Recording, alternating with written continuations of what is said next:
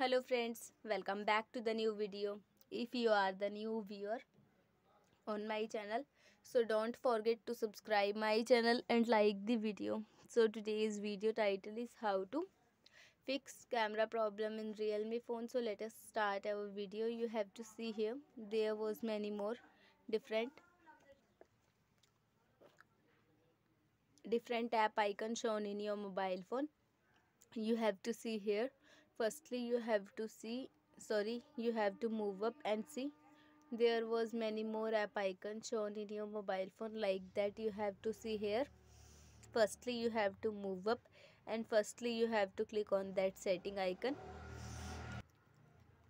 Click on the firstly setting icon, then you have to see here this type of options in your mobile phone, and different option plays different function in your mobile phone. You have to see here.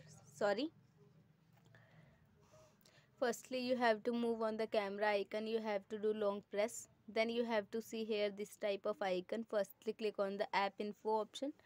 After clicking on here, click on the app info option, then you have to see here this type of app icon in your mobile phone.